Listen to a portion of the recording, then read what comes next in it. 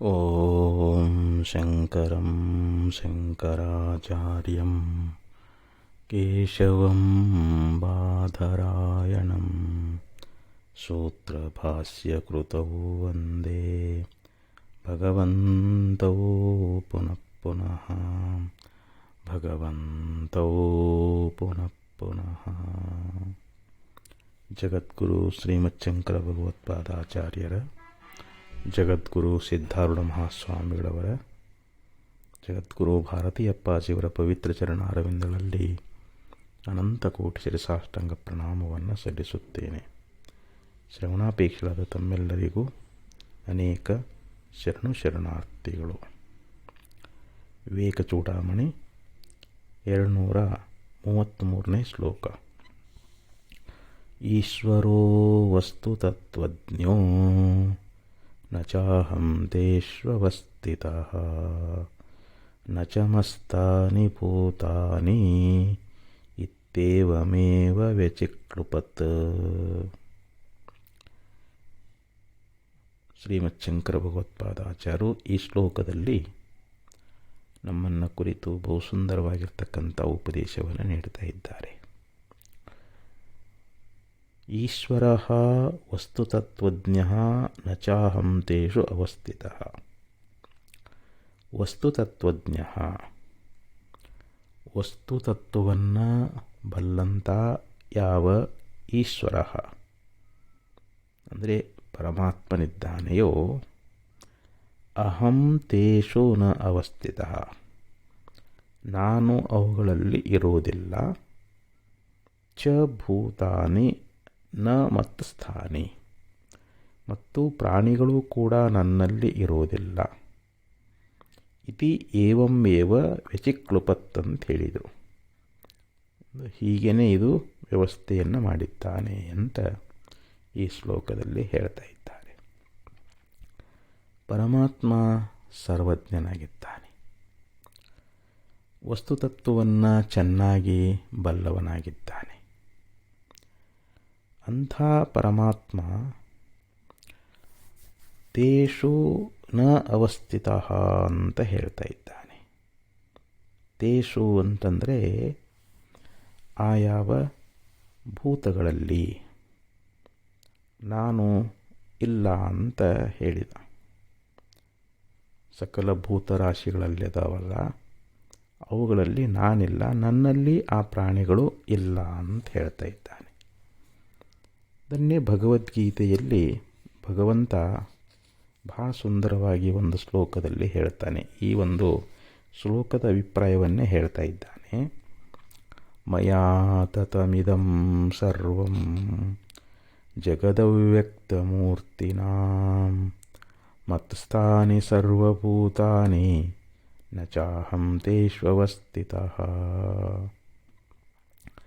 ಪರಮಾತ್ಮ ಹೇಗಿದ್ದಾನೆ ಅಂತಂದರೆ, ಮಯಾತತಮಿದಂ ಸರ್ವಂ ಅಂದರೆ ಇದಂ ಸರ್ವಂ ಮಯಾತತಂ, ಈ ಜಗತ್ತೆಲ್ಲವೂ ಪರಮಾತ್ಮನಿಂದಲೇ ವ್ಯಾಪಿಸಲ್ಪಟ್ಟದ ಅಂತ. ಆಕಾಶದಂತೆ ಪರಮಾತ್ಮ ಸರ್ವತ್ರ ವ್ಯಾಪಕನಾಗಿದ್ದಾನೆ, ಪರಿಪೂರ್ಣ ಸ್ವರೂಪನಾಗಿದ್ದಾನೆ. ಅಂಥ ಅತೀಂದ್ರಿಯನಾಗಿರ್ತಕ್ಕಂಥ, ಯಾವ ಇಂದ್ರಿಯಗಳಿಗೂ ಗೋಚರನಾಗದೇ ಇರತಕ್ಕಂಥವನು ಪರಮಾತ್ಮ. ಅವನನ್ನು ನಾವು ಪ್ರತ್ಯಕ್ಷವಾಗಿ ನೋಡಲಿಕ್ಕಾಗೋದಿಲ್ಲ, ಅಂದರೆ ನೇತ್ರಾದಿಗಳಿಗೆ ಅವನು ಗೋಚರನಾಗೋದಿಲ್ಲ. ಅನುಮಾನದಿಂದಲೂ ಕೂಡ ತಿಳಿಲಿಕ್ಕಾಗೋದಿಲ್ಲ. ಯಾಕೆಂದರೆ ಮನಸ್ಸಿಗೂ ಕೂಡ ಅಗೋಚರನಾಗಿದ್ದಾನೆ. ಯಥೋ ವಾಚೋ ನಿವರ್ತಂತೆ ಅಪ್ರಾಪ್ಯ ಮನಸಾ ಸಹ. ಮನಸ್ಸು ಮತ್ತು ವಾಣಿಗಳು ಆ ಭಗವಂತನನ್ನು ತಿಳಿಯದೆ ಅವು ವಾಪಸ್ ಬಂದಿವೆ ಅಂತ ಶ್ರುತಿ ಹೇಳ್ತದೆ. ಮತ್ತು ಇನ್ನು ಉಳಿದ ಯಾವ ಇಂದ್ರಿಯ ಚಕ್ಷುಷಾ ಗೃಹ್ಯತೆ ನಾಪಿ ವಾಚ, ಶ್ರುತಿ ಏನು ಹೇಳ್ತದೆ? ಅವನನ್ನು ಕಣ್ಣಿನಿಂದಾಗಲಿ ಅಥವಾ ಬೇರೆ ವಾಣಿಯಿಂದಲಾಗಲಿ ಅವನನ್ನು ತಿಳಿಲಿಕ್ಕಾಗ್ತದೇನೋ ಅಂತಂದರೆ ಆಗೋದಿಲ್ಲ. ಅಂದರೆ ಅವನು ಅಪ್ರಮಾಣನಾಗಿದ್ದಾನೆ. ಯಾವ ಪ್ರಮಾಣಗಳಿಗೂ ಅವನು ವೇದ್ಯನಲ್ಲ. ಪ್ರಮಾಣಗಳಿಂದ ಅವನನ್ನು ತಿಳಿಲಿಕ್ಕಾಗೋದಿಲ್ಲ. ಅದಕ್ಕಂದ್ರೆ ಅವರು ಪರಮಾತ್ಮ ಅತೀಂದ್ರಿಯ ಸ್ವರೂಪನಾಗಿದ್ದಾನೆ. ಅಂಥ ಯಾವ ಪರಮಾತ್ಮನನ್ನು ನಾವು ಮಯಾತತಮಿದಂ ಸರ್ವಂ, ಪರಮಾತ್ಮನೇ ಹೇಳ್ತಾನೆ ನಾನು ಈ ಜಗತ್ತೆಲ್ಲವನ್ನು ವ್ಯಾಪಿಸಿದ್ದೀನಿ ಅಂತ. ಜಗತ್ತಿನಲ್ಲಿ ಪರಿಪೂರ್ಣವಾಗಿ ಎಲ್ಲ ಕಡೆಯಲ್ಲಿ ನಾನು ತುಂಬಿಕೊಂಡಿದ್ದೀನಿ. ಜಗದವ್ಯಕ್ತ ಮೂರ್ತಿನ ಅಂದರೆ ಈ ಜಗತ್ತೆಲ್ಲವೂ ಅವ್ಯಕ್ತ ಮೂರ್ತಿನ ಅಂತಂದ್ರೇನು? ಪರಮಾತ್ಮ ಅವನು ಅವ್ಯಕ್ತ ರೂಪನಾಗಿದ್ದಾನೆ ಅಂತ. ಈ ಹೊರಗಿನ ವಸ್ತುಗಳನ್ನು ನಾವು ಯಾವ ರೀತಿಯಾಗಿ ನೋಡ್ತಾ ಇದ್ದೀವಿಯೋ ಹಂಗೆ ಪರಮಾತ್ಮ ನೋಡ್ಲಿಕ್ಕೆ ಆಗ್ತದೇನೋ ಅಂತಂದರೆ ಇಲ್ಲ. ಅಂದರೆ ಪರಮಾತ್ಮ ಸರ್ವತ್ರ ವ್ಯಾಪಕ ಸ್ವರೂಪನಾಗಿದ್ದಾನೆ, ಪರಿಪೂರ್ಣ ಸ್ವರೂಪನಾಗಿದ್ದಾನೆ. ಮತ್ತು ಸ್ಥಾನಿ ಸರ್ವಭೂತಾನಿ ಅಂದರೆ ಈ ಸಮಸ್ತ ಭೂತಗಳು ಇವು ನನ್ನಲ್ಲಿ ಇದ್ದಾವೆ ಅಂತ ಹೇಳ್ತಾನೆ. ಈ ಸಮಸ್ತ ಭೂತಗಳೇನದಾವಲ್ಲ ಇವು ನನ್ನೊಳಗನ ಅದಾವ. ಆದರೆ ಅಹಂ ತೇಷು ನ ಅವಸ್ಥಿತ, ಅವುಗಳಲ್ಲಿ ನಾನು ಇಲ್ಲ ಅಂತ, ನಾನು ಅವುಗಳಲ್ಲಿ ಇಲ್ಲ ಅಂತ ಭಗವಂತ ಹೇಳ್ತಾನೆ. ಯಾಕೆಂದರೆ ಸಕಲ ಭೂತರಾಶಿಗಳಲ್ಲಿ ಪರಮಾತ್ಮ ಅದಾನ ಅಂತಂದ್ರೆ ಅವನಲ್ಲಿ ಪರಿಚ್ಛಿನ್ನತ್ವ ಅನ್ನುವಂಥದ್ದು ಬರ್ತದೆ.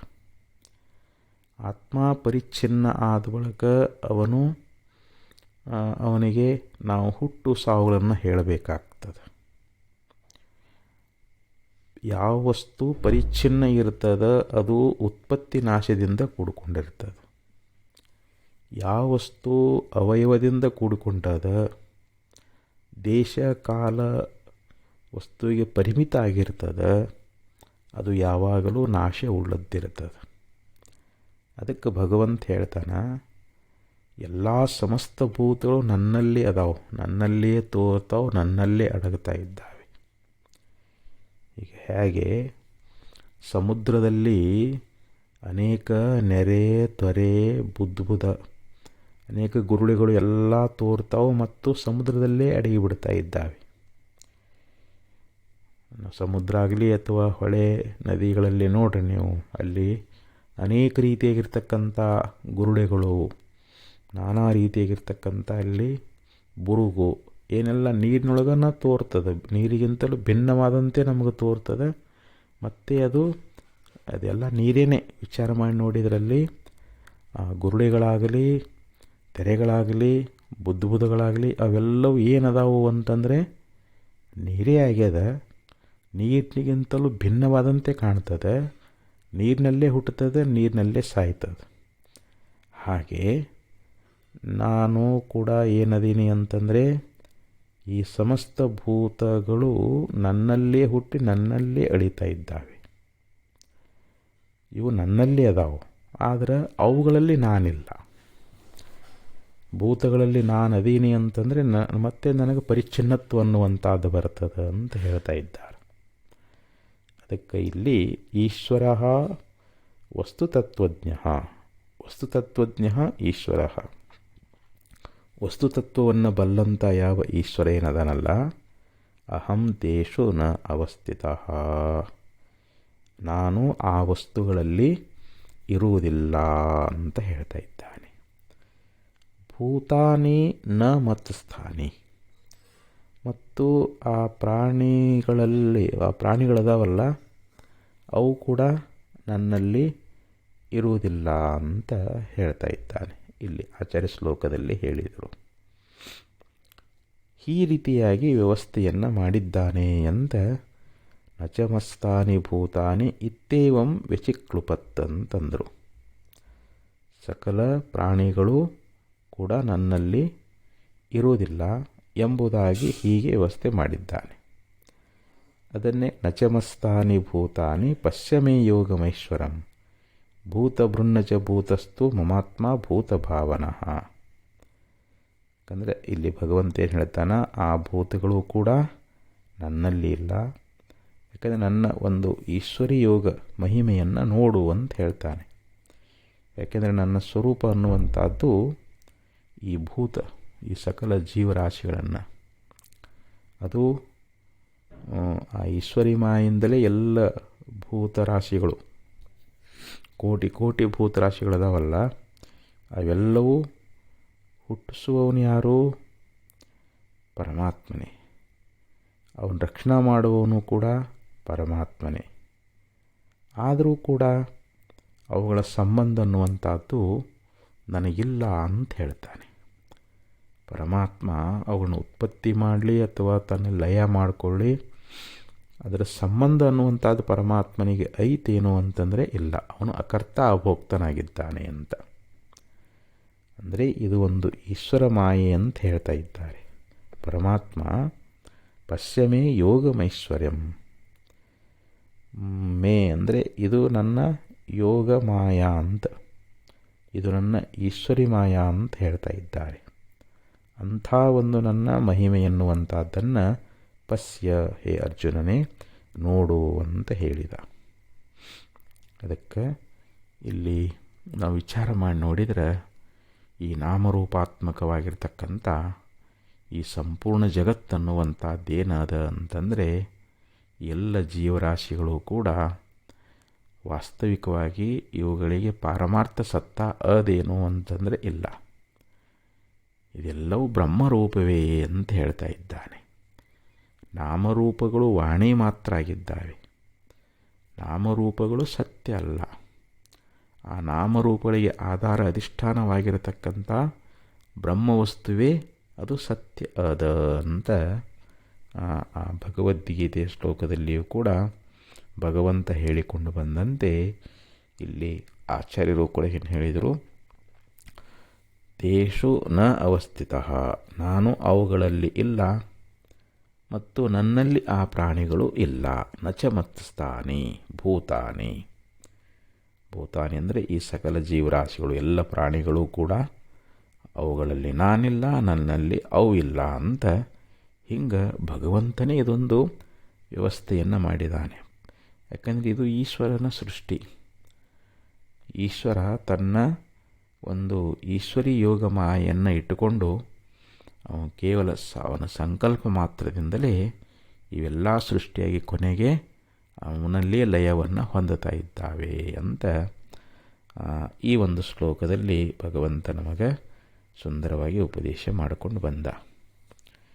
ಮತ್ತು ಮುಂದಿನ ಶ್ಲೋಕದಲ್ಲಿ ಹೇಳ್ತಾ ಇದ್ದಾರೆ, ಯದಿ ಸತ್ಯಂ ಭವೇದಿಶ್ವಂ ಸುಷುಪ್ತೌ ಉಪಲಭ್ಯತಾಂ ಯನ್ನೋಪಲಭ್ಯತೆ ಕಿಂಚಿತ್ ಅಥೋ ಅಸತ್ ಸ್ವಪ್ನವನ್ಮೃಷಾ.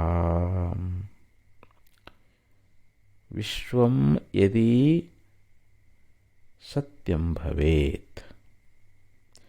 ನೋಡಿ, ಈ ವಿಶ್ವ ಅನ್ನುವಂಥದ್ದು ಸತ್ವಂ ಭವೇತ್ ಅಂತ ಹೇಳಿದ್ರಿ. ಇಲ್ಲಿ ಸತ್ಯಂ ಭವೇತ್, ಈ ವಿಶ್ವ ಅನ್ನುವಂಥದ್ದು ಒಂದು ವೇಳೆ ಸತ್ಯವಾದದ್ದಾದರೆ, ಇಲ್ಲ ಬ್ರಹ್ಮ ಭಿನ್ನವಾಗಿ ಈ ಜಗತ್ತನ್ನುವಂಥದ್ದು ಬ್ರಹ್ಮ ಎಷ್ಟು ಸತ್ಯ ಅದೋ ಹಾಗೆ ಈ ಜಗತ್ತೂ ಕೂಡ ಸತ್ಯ ಅಂತ ನಾ ಹೇಳ್ತೀನಿ ಅಂತಂದ್ರೆ, ಅದಕ್ಕೆ ಆಚಾರ್ಯ ಹೇಳ್ತಾ ಇದ್ದಾರೆ, ವಿಶ್ವಂ ಸತ್ಯಂ ಭವೇತ್ ಯದಿ ಸುಸುಪ್ತೌ ಉಪಲಭ್ಯತಾಂ. ಈಗ ನಾವು ಗಾಢವಾದ ನಿದ್ರೆಗೆ ಹೋಗ್ತೀವಿ. ಆ ಗಾಢವಾದ ನಿದ್ರೆಯೊಳಗೆ ಈ ಪ್ರಪಂಚ ಅನ್ನುವಂಥದ್ದು, ನಾವೇನು ಈ ಜಗತ್ತನ್ನು ನೋಡ್ತಾ ಇದ್ದೇವಲ್ಲ, ಇದು ನಮಗೆ ಗೋಚರ ಆಗ್ತದೇನು? ಯಾಕಂದರೆ ಮೂರೂ ಕಾಲಗಳಲ್ಲಿರಬೇಕು, ಮೂರೂ ಅವಸ್ಥೆಗಳಲ್ಲಿರಬೇಕು. ನಾವು ಅದು ಮಾತ್ರ ಸತ್ಯ ಅಂತ ಒಪ್ಪಿಕೊಳ್ತೀವಿ. ಇಲ್ಲಿ ಆತ್ಮ ಸೃಷ್ಟಿ ಪೂರ್ವದಲ್ಲಿನೂ ಅದಾನ, ಸೃಷ್ಟಿ ಆದ ಬಳಿಕನೂ ಅದಾನ, ಪ್ರಳಯ ಆದ ಬಳಿಕನೂ ಇರ್ತಾನ. ಹೀಗಾಗಿ ಆತ್ಮ ಸತ್ಯನಾಗಿದ್ದಾನ. ಅಂದರೆ ಭೂತ, ವರ್ತಮಾನ, ಭವಿಷ್ಯತ್ ಕಾಲ ಮೂರೂ ಕಾಲದಲ್ಲಿ ಇರತಕ್ಕಂಥವನು ಆತ್ಮ ಬ್ರಹ್ಮ. ಆದರೆ ಈ ಜಗತ್ತನ್ನುವಂಥದ್ದು ಇದು ಸೃಷ್ಟಿ ಪೂರ್ವದಲ್ಲಿ ಇದ್ದಿದ್ದಿಲ್ಲ. ಸದೇವ ಸೌಮ್ಯ ಇದಮಗ್ರಮಾಸೀತ್ ಏಕಮೇವ ಅದ್ವಿತೀಯಂ ಬ್ರಹ್ಮ. ಅಗ್ರೆ ಅಂದರೆ ಸೃಷ್ಟಿಪೂರ್ವದಲ್ಲಿ ಏನಿತ್ತು? ಸತ್ ಏವ ಆಸೀತ್. ಸದ್ರೂಪವಾಗಿರ್ತಕ್ಕಂಥ ಬ್ರಹ್ಮವಸ್ತು ಅನ್ನುವಂಥದ್ದು ಒಂದೇ ಇತ್ತು. ಏಕಮೇವ ಅದ್ವಿತೀಯಂ ಅಂತ ಹೇಳ್ತಾರೆ. ಸ್ವಗತ ಸಜಾತಿ ವಿಜಾತಿ ಭೇದರಹಿತವಾಗಿರತಕ್ಕಂಥ ಒಂದು ಸದ್ರೂಪ ಬ್ರಹ್ಮವಸ್ತು ಅನ್ನುವಂಥದ್ದೇ ಇತ್ತು. ಈಗ ಬ್ರಹ್ಮದಿಂದ ಜಗತ್ತನ್ನುವಂಥದ್ದು ಉತ್ಪತ್ತಿಯಾಯಿತು. ಮತ್ತು ಈ ಜಗತ್ತನ್ನುವಂಥದ್ದು ಮುಂದೆ ಪ್ರಳಯ ಅನ್ನುವಂಥದ್ದಾಗ್ತದೆ. ಇಲ್ಲಿ ಸೃಷ್ಟಿಕ್ರಮವನ್ನು ಯಾಕೆ ಹೇಳಿದ್ದಾರೆ ಅಂತಂದರೆ, ಅಧ್ಯಾರೋಪ ಅಪವಾದಾಭ್ಯಾಂ ಪ್ರಪಂಚಂ ನಿಷ್ಪ್ರಪಂಚತೆ ಅಂತ. ಆ ಜಗತ್ತಿನ ಉತ್ಪತ್ತಿ ಲಯಗಳನ್ನು ಹೇಳುವಂಥ ಉದ್ದೇಶ ಏನದ ಅಂತಂದರೆ, ನಮಗೆ ಅದ್ವೈತ ತತ್ವದ ಜ್ಞಾನವನ್ನು ನಾವು ಮಾಡ್ಕೋಬೇಕಾಗ್ಯದ. ಪರಬ್ರಹ್ಮದ ಸಾಕ್ಷಾತ್ಕಾರವನ್ನು ಮಾಡ್ಕೋಬೇಕಾಗ್ಯದ. ಅದಕ್ಕೆ ಇಲ್ಲದೇ ಇರತಕ್ಕಂಥ ಜಗತ್ತಿನ ಉತ್ಪತ್ತಿಯನ್ನು ಹೇಳಿ ಕೊನೆಗೆ ಅಪವಾದ ಅಧ್ಯಾರೋಪ ಮಾಡಿಕೊಂಡು ಬ್ರಹ್ಮದಲ್ಲಿ ಒಂದು ಜಗತ್ತನ್ನುವಂಥದ್ದು ಹುಟ್ಟಿತು, ಬ್ರಹ್ಮನಿಂದ ಈ ಜಗತ್ತು ಹುಟ್ಟಿತು ಅಂದರೆ ಈ ಜಗತ್ತು ಉತ್ಪತ್ತಿಯಾಗಬೇಕಾದ್ರೆ ಅಲ್ಲಿ ಬ್ರಹ್ಮವೇ ಕಾರಣ, ಉಪಾದಾನ ಕಾರಣ, ನಿಮಿತ್ತ ಕಾರಣ, ಸಹಕಾರಿ ಕಾರಣ ಅಂತ ಇಲ್ಲಿ 3 ರೀತಿಯಾಗಿರ್ತಕ್ಕಂಥ ಕಾರಣಗಳು ಬರ್ತಾ ಇದ್ದಾವೆ. ಈಗೊಬ್ಬ ಕುಂಬಾರದಾನ. ಕುಂಬಾರ ಏನು ಮಾಡ್ತಾನೆ ಅಂತಂದರೆ ಗಡಿಗೆಯನ್ನು ತಯಾರು ಮಾಡ್ತಾನೆ. ಇಲ್ಲಿ ಉಪಾದಾನ ಕಾರಣ ಯಾವುದು ಅಂತಂದರೆ ಮಣ್ಣು. ಮಣ್ಣು ಇಲ್ಲದೆ ಕಾರ್ಯ ಆಗಂಗಿಲ್ಲ. ಗಡಿಗೆ ಕಾರ್ಯ ಆಕ್ಕೈತೇನೋ? ಆ ಮಣ್ಣಿನಿಂದಲೇ ಮಡಿಕೆ ಎನ್ನುವಂಥದ್ದು ತಯಾರಾಗ್ಯದ. ಆ ಬಳಿಕ ಸಹಕಾರಿ ಕಾರಣ ಯಾವುದು? ಅಲ್ಲಿ ದಂಡ ಚಕ್ರ ಇವೇನದಾವಲ್ಲ ಅವು ಸಹಕಾರಿ ಕಾರಣ. ನಿಮಿತ್ತ ಕಾರಣ ಯಾರು ಅಂತಂದರೆ ಕುಂಬಾರ. ಕುಂಬಾರ ನಿಮಿತ್ತ ಕಾರಣದಾನ, ಮಣ್ಣು ಉಪಾದಾನ ಕಾರಣ ಅದ, ಚಕ್ರ ದಂಡಾದಿಗಳು ಸಹಕಾರಿ ಕಾರಣಗಳಾಗಿದ್ದಾವೆ. ಹಂಗೆ ಇಲ್ಲಿ ಬ್ರಹ್ಮ ಈ ಜಗತ್ತನ್ನು ಸೃಷ್ಟಿ ಮಾಡಬೇಕಾದ್ರೆ ಇಲ್ಲಿ ಅವನಿಗೆ ಉಪಾದಾನ ಕಾರಣ ಯಾವುದು, ನಿಮಿತ್ತ ಕಾರಣ ಯಾವುದು, ಸಹಕಾರಿ ಕಾರಣ ಯಾವುದು ಅಂತಂದರೆ ಇಲ್ಲಿ ಬ್ರಹ್ಮವೇ ಅವನೇ ಉಪಾದಾನ ಕಾರಣ ಆಗಿದ್ದಾನೆ, ಅವನೇ ನಿಮಿತ್ತ ಕಾರಣ ಆಗಿದ್ದಾನೆ. ಅವನಿಗೆ ಯಾವುದು ಸಹಕಾರಿ ಇಲ್ಲ, ಎಲ್ಲವೂ ಅವನೇ ಆಗಿದ್ದಾನೆ. ಅದಕ್ಕೆ ಹೇಳ್ತಾರೆ, ಯಥೋರ್ಣನಾಭಿಃ ಸೃಜತೆ ಗೃಹ್ಣತೆ ಚ ಯಥಾ ಯಥಾ ಪೃಥಿವ್ಯಾಂ ಓಷಧಯಃ ಸಂಭವಂತಿ ಯಥಾ ಸತಃ ಪುರುಷಾತ್ ಕೇಶಲೋಮಾನಿ ತಥಾಕ್ಷರಾತ್ ಸಂಭವತೀಹ ವಿಶ್ವಂ. ಅದಕ್ಕೆ ಶ್ರುತಿ ಭಗವತಿ ಹೇಳ್ತಾ ಇದ್ದಾಳೆ, ಹೇಗೆ ಯಥಾ ಊರ್ಣನಾಭಿಃ, ಒಂದು ಜೇಡರ ಹುಳ ಅನ್ನುವಂಥದ್ದು ಒಂದು ಬಲೆಯನ್ನು ನಿರ್ಮಾಣ ಮಾಡ್ತದೆ. ಆ ಬಲೆ ನಿರ್ಮಾಣ ಮಾಡಬೇಕಾಗಿತ್ತು ಅಂತಂದರೆ ಅದು ಹೊರಗಿಂದ ಏನೂ ಸಾಮಾನು ತರಂಗಿಲ್ಲ. ತನ್ನ ನಾಭಿಯೊಳಗಿರ್ತಕ್ಕಂಥ ಯಾವ ಒಂದು ಎಳೆಯನ್ನು ತಗೊಂಡು ಬಲೆಯನ್ನು ನಿರ್ಮಾಣ ಮಾಡ್ತದೆ. ಮಾಡಿ ಯಾವಾಗ ಅದಕ್ಕೆ ಸಾಕಾಯಿತೋ ಅದು ತನ್ನೊಳಗನ ಉಪಸಂಹಾರ ಮಾಡ್ಕೊಂಡು ಬಿಡ್ತದೆ. ಯಾಕಂದರೆ ಇಲ್ಲಿ ನಮಗೆ ಪ್ರಶ್ನೆ ಬರ್ತದೆ, ಅಲ್ರಿ ಈ ಜಗತ್ತು ನೋಡಿದ್ರೆ ಇದು ಜಡ ಅದು, ಬ್ರಹ್ಮ ನೋಡಿದ್ರೆ ಚೇತನ ರೂಪನದಾನ. ಚೇತನ ರೂಪನಾಗಿರ್ತಕ್ಕಂಥ ಬ್ರಹ್ಮನಿಂದ ಜಡವಾಗಿರ್ತಕ್ಕಂಥ ಜಗತ್ತು ಹೆಂಗೆ ಸೃಷ್ಟಿಯಾಯಿತು ಅಂತ ಸಂಶಯ ಬರ್ತದೆ. ಅದಕ್ಕೆ ಈ ಜೇಡರ ಹುಳ ದೃಷ್ಟಾಂತವನ್ನು ಕೊಡ್ತಾರೆ. ಜೇಡರ ಹುಳ ಶರೀರ ಅನ್ನುವಂಥದ್ದೇನದ ಅದು ಚೇತನ. ಅದರಿಂದ ಜಡವಾಗಿರತಕ್ಕಂಥ ಒಂದು ನೂಲನ್ನು ತೆಗಿತದೆ, ಮತ್ತು ಅದು ತನ್ನಲ್ಲಿಯೇ ಲಯವನ್ನು ಮಾಡ್ಕೊಂಡು ಬಿಡುತ್ತದೆ ಜೇಡರ ಹುಳ ಅನ್ನುವಂಥದ್ದು. ಹಾಗೆ ಚೇತನವಾಗಿರ್ತಕ್ಕಂಥ ಬ್ರಹ್ಮದಿಂದ ಜಡವಾಗಿರ್ತಕ್ಕಂಥ ಜಗತ್ತು ಉತ್ಪತ್ತಿಯಾಗ್ತದೆ, ಕೊನೆಗೆ ಇದು ಬ್ರಹ್ಮದಲ್ಲೇ ಲಯ ಆಗ್ತದೆ. ಇನ್ನೊಂದು ದೃಷ್ಟಾಂತ ಕೊಟ್ಟು, ಯಥಾ ಪೃಥಿವ್ಯಾಂ ಓಷಧಯಃ ಸಂಭವಂತಿ. ಈ ಪೃಥ್ವಿ ಎನ್ನುವಂಥದ್ದು ಜಡ. ಅದು ಜಡದಿಂದಲೇ ಜಡ ಹುಟ್ಟಬೇಕು ಅಂತೇನಿಲ್ಲ. ಜಡವಾಗಿರ್ತಕ್ಕಂಥ ಪ್ರಕೃತಿಯಿಂದ ಈ ಜಗತ್ತು ಹುಟ್ಟ್ಯದಂತೂ ನಾವು ಹೇಳ್ಬೋದು. ಈಗ ದೃಷ್ಟಾಂತ ಕೊಡ್ತಾರವರು. ಪೃಥ್ವಿ ಎನ್ನುವಂಥದ್ದು ಜಡ ಅದ, ಅದರಲ್ಲಿ ಚೇತನ ರೂಪವಾಗಿರ್ತಕ್ಕಂಥ ಯಾವ ಔಷಧಿಗಳು ಹುಡ್ತಾ ಇದ್ದಾವೆ. ಯಥಾ ಸತ ಪುರುಷಾತ್ ಕೇಶಲೋಮಾನಿ. ಇನ್ನೊಂದು ದೃಷ್ಟಾಂತ ಕೊಟ್ಟರು. ಈಗ ನಮ್ಮ ಶರೀರ ಅನ್ನುವಂಥದ್ದು ಇದು ಚೇತನ ಅದು. ಚೇತನವಾಗಿರತಕ್ಕಂಥ ಶರೀರದಿಂದ ಜಡವಾಗಿರ್ತಕ್ಕಂಥ ಈ ಉಗುರುಗಳು, ಕೂದಲು ಹುಡ್ತಾ ಇದ್ದಾವೆ. ಕೂದಲ, ಉಗುರು ಇವು ಜಡ ಅದಾವೆ. ಶರೀರ ಚೇತನ ಅದು. ಯಾಕಂದ್ರೆ ನಾವು ಏನಾದ್ರು ಮುಳ್ಳು ಚುಚ್ಚಿದ್ರೆ ನಮ್ಮ ಶರೀರಕ್ಕೆ ನೋವು ಆಗ್ತೈತಿ. ಅಂದರೆ ನಮಗೆ ಚೇತನ ನಮಗೆ ಅನುಭವದಲ್ಲಿ ಅದು. ಆದರೆ ಅದೇ ಉಗುರು ಕತ್ತರಿಸ್ತೀವಿ, ಕೂದಲು ಕತ್ತರಿಸ್ತೀವಿ, ನಮಗೇನಾದರೂ ನೋವು ಆಗ್ತದೇನೋ ಅಂದರೆ ಇಲ್ಲ. ಹಂಗೆ ತಥಾಕ್ಷರಂ ಸಂಭವತೀಹ ವಿಶ್ವಂ, ಅಕ್ಷರಾತ್ ವಿಶ್ವಂ ಸಂಭವತಿ. ಆ ಪರಮಾತ್ಮನಿಂದ ಈ ಜಗತ್ತನ್ನುವಂಥದ್ದು ಉತ್ಪತ್ತಿಯಾಗ್ಯದ. ಹಿಂಗೆ ಇಲ್ಲದೇ ಇರತಕ್ಕಂಥ ಜಗತ್ತನ್ನು ಅಧ್ಯಾರೋಪ ಮಾಡಿ ಕೊನೆಗೆ ಅಪವಾದ, ಅಂದರೆ ಈ ಪ್ರಪಂಚ ಅನ್ನುವಂಥದ್ದು ಇದು ಮಿಥ್ಯಾ, ಇದು ಸುಳ್ಳು ಅಂಥೇಳಿ ನಮಗೆ ಉಪನಿಷತ್ತುಗಳಲ್ಲಿ ಉಪದೇಶ ಮಾಡಿಕೊಂಡು ಬಂದಿದ್ದಾರೆ. ಅದಕ್ಕೆ ನಿಜವಾಗಿ ಈ ಜಗತ್ತಿಗೆ ಅಸ್ತಿತ್ವ ಅದೇನು ಅಂತಂದರೆ ಇಲ್ಲ. ನಾ ಸತೋ ವಿದ್ಯತೆ ಭಾವೋ ನಾ ಭಾವ ವಿದ್ಯತೆ ಸತಃ ಉಭಯೋರಪಿ ದೃಷ್ಟವಂತಹ ಸ್ತನಯೋ ತತ್ವದರ್ಶಿಭಿ ಅಂತ ಹೇಳಿದರು. ಅಂದರೆ ಅಸತಃ ಭಾವ ನ ವಿದ್ಯತೆ ಅಂತ ಭಗವಂತ ಹೇಳ್ತಾ ಇದ್ದಾನ. ಅಸತಃ ಭಾವ ನ ವಿದ್ಯತೆ. ಯಾವ ಅಸತ್ ಪದಾರ್ಥಕ್ಕೆ ಇರುವಿಕೆ ಎನ್ನುವಂಥದ್ದು ಅದೇನು. ಈಗ ಬಂಜೆಯ ಮಗ ಅಂತ ಹೇಳ್ತಾರೆ, ಗಗನ ಕುಸುಮ ಅಂತ ಹೇಳ್ತಾರೆ. ಆಕಾಶದ ಹೂವು ಅಂತಂದರೆ ಆಕಾಶದಲ್ಲಿ ಹೂ ಇರಲಿಕ್ಕೆ ಸಾಧ್ಯದೇನೋ ಇಲ್ಲ. ಹಾಗೆ ಬಂಜೆಗೆ ಮಗ ಇರಲಿಕ್ಕೆ ಸಾಧ್ಯದೇನೋ ಇಲ್ಲ. ಅಂದರೆ ಅವು ಅಸತ್ ಪದಾರ್ಥಗಳು. ಅವು ನಮಗೆ ಯಾವ ಇಂದ್ರಿಯಗಳಿಗೂ ಗೋಚರ ಆಗುವುದಿಲ್ಲ. ಅಂಥ ಅಸತ್ ವಸ್ತುವಿಗೆ ಇರುವಿಕೆ ಇಲ್ಲ. ಮತ್ತು ಇರುವಂಥ ವಸ್ತು ಸತಃ ಅಭಾವ ನ ವಿದ್ಯತೆ. ಯಾವುದು ಸದ್ವಸ್ತು ಅದ ಅದಕ್ಕೆ ಇಲ್ಲದಿರುವಿಕೆ ಎನ್ನುವಂಥದ್ದಿಲ್ಲ. ಇರುವಂಥ ವಸ್ತು ಯಾವುದು? ಬ್ರಹ್ಮ. ಅದು ತ್ರಿಕಾಲಬಾಧಿತವಾಗಿರ್ತಕ್ಕಂಥದ್ದು. ಆ ಸದ್ರೂಪವಾಗಿರ್ತಕ್ಕಂಥ ಬ್ರಹ್ಮಕ್ಕೆ ನಾವು ಅಭಾವವನ್ನು ಹೇಳಲಿಕ್ಕೆ ಬರ್ತದೇನೋ ಅಂತಂದ್ರೆ ಇಲ್ಲ.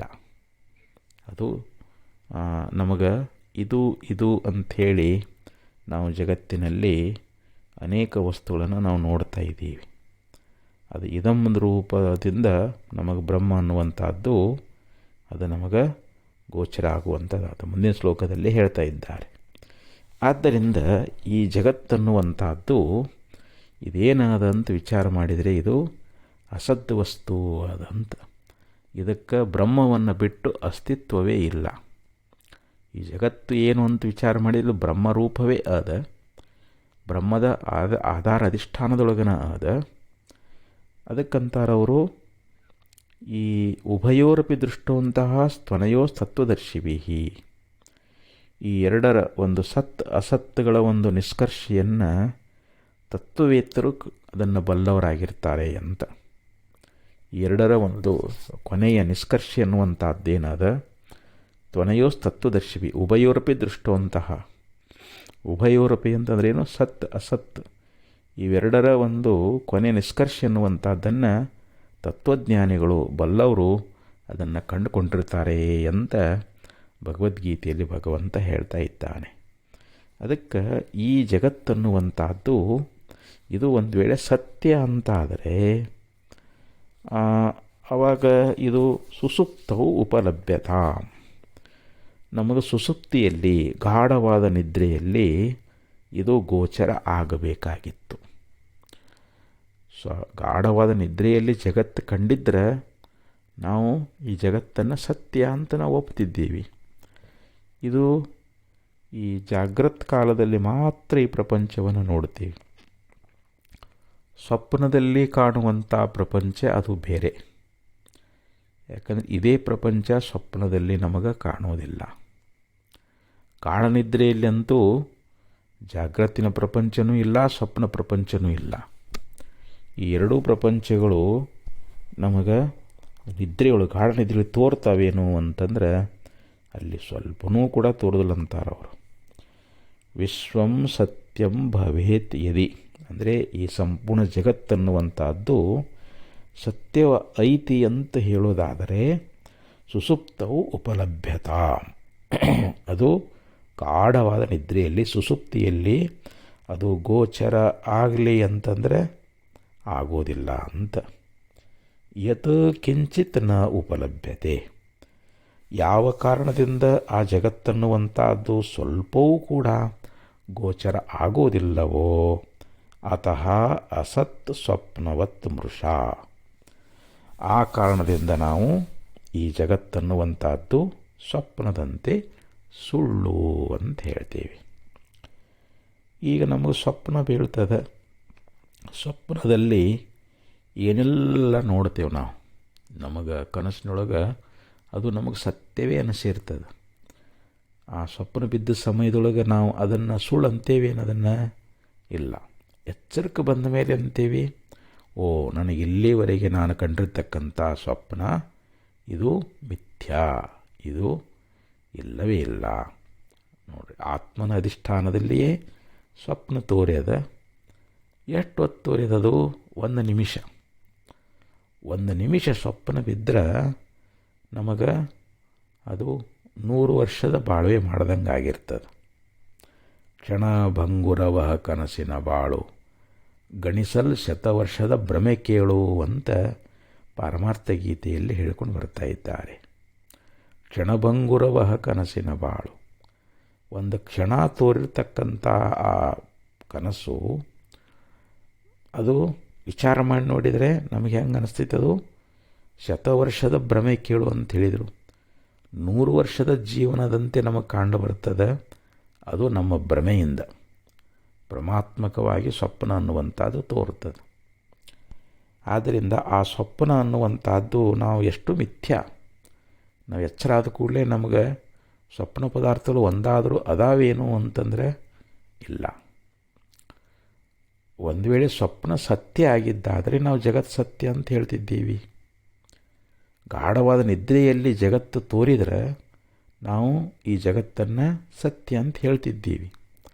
ಆದರೆ ಇದು ಕೇವಲ ವ್ಯವಹಾರಿ, ಜಾಗೃತಾವಸ್ಥೆಯಲ್ಲಿ ಮಾತ್ರ ಈ ಪ್ರಪಂಚವನ್ನು ಕಾಣ್ತಾ ಇದ್ದೀವಿ. ಮತ್ತು ಒಂದು ಅವಸ್ಥೆಯಲ್ಲಿದ್ದು ಒಂದು ಅವಸ್ಥೆಯಲ್ಲಿ ಯಾವುದಿರುವುದಿಲ್ಲವೋ ಅದನ್ನು ನಾವು ಸತ್ಯ ಅಂತ ಹೇಳೋಕ್ಕಾಗಂಗಿಲ್ಲ. ಆದ್ದರಿಂದ ಇಲ್ಲಿ ಈ ಜಗತ್ತನ್ನುವಂಥದ್ದು ನಾವು ಸತ್ಯ ಅಂತ ಒಪ್ಪುಗಳಿಕೆ ಆಗಂಗಿಲ್ಲ. ಈ ಜಗತ್ತನ್ನುವಂಥದ್ದು ಹೇಗಿದೆ ಅಂತಂದರೆ ಇದು ಮಿಥ್ಯಾರೂಪವಾಗಿರತಕ್ಕಂಥದ್ದು. ನಮಗೆ ಭ್ರಾಂತಿಯಿಂದ ಇದು ಸತ್ಯದಂತೆ ತೋರ್ತಾ ಇದೆ. ಇದು ಸತ್ಯವಾಗಿ ತೋರುವುದು ಇದು ನಮ್ಮ ಭ್ರಾಂತಿನೇ ಹೊರತು ಇದಕ್ಕೆ ನಿಜವಾದ ಒಂದು ಸತ್ಯತ್ವ ಅನ್ನುವಂಥದ್ದು ಅದೇನು ಅಂತಂದರೆ ಇಲ್ಲ. ಯಥಾ ಸ್ವಪ್ನ ತಥಾ ಮೃಷ, ಹೇಗೆ ಸ್ವಪ್ನ ಮಿಥ್ಯವೋ ಹಾಗೆ ಈ ಜಾಗತ್ತಿನ ಪ್ರಪಂಚವೂ ಕೂಡ ನಮಗೆ ಮಿಥ್ಯಾನೇ ಅಂತ ಹೇಳ್ತಾ ಇದ್ದಾರೆ. ಅದಕ್ಕೆ ಈಶಾವಾಸ್ಯಮಿದಂ ಸರ್ವಂ ಯತ್ಕಿಂಚ ಜಗತ್ಯಾಂ ಜಗತ್ ತೇನ ತ್ಯಕ್ತೇನ ಭುಂಜೀತ ಮಾಗೃತ ಕಶ್ಯ ಶುದ್ಧನಂ. ಅಲ್ಲಿ ಉಪನಿಷತ್ನಲ್ಲಿ ಹೇಳಿದಂತೆ ಈ ನಾಮರೂಪಾತ್ಮಕವಾಗಿರ್ತಕ್ಕಂಥ ಜಗತ್ತಿನಲ್ಲಿ ಪರಮಾತ್ಮನೇ ವ್ಯಾಪಿಸಿದ್ದಾನೆ, ಎಲ್ಲದರಲ್ಲಿ ಅವನೇ ಅನುಶ್ಯೂತನಾಗಿದ್ದಾನೆ. ಜಗತ್ತಿನಲ್ಲಿ ಯತ್ಕಿಂಚಿತ್ ಏನೇನಿದೆಯೋ, ನಾವೇನೇ ನೋಡ್ತಾ ಇದ್ದೇವೆಯೋ ಇದೆಲ್ಲವೂ ಬ್ರಹ್ಮರೂಪವೇ ಅಂತ ಹೇಳ್ತಾರೆ. ಅಂದರೆ ನಾವು ನಾಮರೂಪವನ್ನು ಬಾಧಿಸಿ ನೋಡಬೇಕು. ನಾಮರೂಪಗಳು ಮಾಯದ ಅಂಶಗಳದಾವು. ಮಾಯಾ ಅಂತಂದರೆ ಅವಿಚಾರ ಕಾಲದಲ್ಲಿ ತೋರ್ತದದು. ಉಳ್ಳ ಬ್ರಹ್ಮವನ್ನಿಲ್ಲೆನಿಸುವುದು, ಇಲ್ಲದ ಲೋಕವನ್ನುಂಟೆನಿಸುವುದು, ಮಹನ್ನನೇ ಇದು ನಿನ್ನನೇ ನೆಮ್ಮಿಹುದು, ಅನ್ಯಾನನ್ನೇತರಮಾಗಿಹುದು ಅಂತ ಹೇಳ್ತಾರೆ. ಆ ಮಾಯಾ ಏನು ಮಾಡ್ಯದ? ಇರುವಂಥ ಬ್ರಹ್ಮವನ್ನು ಇಲ್ಲನಿಸ್ಯದ, ಇಲ್ಲದೇ ಇರತಕ್ಕಂಥ ಲೋಕಗಳನ್ನು ಉಂಟನಿಸೈತಿ. ಇದು ಬ್ರಹ್ಮದ ಆಶ್ರಯದಲ್ಲಿ ಅದು, ಆತ್ಮನ ಆಶ್ರಯದಲ್ಲಿ ಅದು. ಅದಕ್ಕೆ ಈ ಮಾಯನ್ನು ಸತ್ಯ ಅನ್ನಕ್ಕೆ ಬರಂಗಿಲ್ಲ, ಮಿಥ್ಯೆ ಅನ್ನಕ್ಕೆ ಬರಂಗಿಲ್ಲ, ಸತ್ಯ ಮಿಥ್ಯೆ ಅಂತ ಹೇಳಕ್ಕೆ ಬರಂಗಿಲ್ಲ. ಅದಕ್ಕೆ ಸತ್ತಲ್ಲ, ಅಸತ್ತಲ್ಲ, ಸದಸತ್ತಲ್ಲ, ಸಾವಯವಲ್ಲ, ನಿರವಲ್ಲ, ಸವನಿರವಲ್ಲ, ಭಿನ್ನಲ್ಲ, ಅಭಿನ್ನಲ್ಲ, ಭಿನ್ನಾಭಿನ್ನಲ್ಲ. 9 ರೀತಿಯಿಂದಲೂ ಕೂಡ ಮಾಯ ನಿರ್ವಚನೆ ಮಾಡೋಕ್ಕಾಗಂಗಿಲ್ಲ. ಅದಕ್ಕೆ ಅವಿಚಾರ ಕಾಲದಲ್ಲಿ ತೋರ್ತದೆ. ವಿಚಾರದಿಂದ ಅದು ಬಾಧಿತ ಆಗುವುದರಿಂದ ಮಾಯಾನ ಮಿಥ್ಯ ಆದ ಮೇಲೆ ಮಾಯಾ ಕಾರ್ಯವಾಗಿರ್ತಕ್ಕಂಥ ಈ ನಾಮರೂಪ ಜಗತ್ತು ಸತ್ಯ ಆಗ್ತದೇನು ಅಂತಂದರೆ ಇಲ್ಲ ಅಂಥೇಳಿ ಈ 2 ಶ್ಲೋಕದಲ್ಲಿ ಆಚಾರ್ಯರು ನಮ್ಗೆ ಉಪದೇಶ ಮಾಡಿಕೊಂಡು ಬಂದರು. ಇನ್ನು ಈ ಜಗತ್ತನ್ನುವಂಥದ್ದು ಇದು ಪರಮಾತ್ಮನಿಗಿಂತ ಭಿನ್ನ ಅಲ್ಲ, ಇದು ಭಗವಂತನ ಸ್ವರೂಪನ ಅದನ್ನುವಂಥ ವಿಚಾರವನ್ನು ಮುಂದಿನ 2 ಶ್ಲೋಕದಲ್ಲಿ ಉಪದೇಶ ಮಾಡ್ತಾರೆ. ಅದನ್ನು ಮತ್ತೆ ನಾಳೆ ಶ್ರವಣ ಮಾಡೋಣ ಅಂತ ಹೇಳ್ತಾ 2 ನುಡಿ ಸ್ವಲ್ಪ ಅರ್ಪಿಸಿ ವಿರಮಿಸ್ತಾ ಇದ್ದೇನೆ. ಓಂ ತತ್ಸತ್.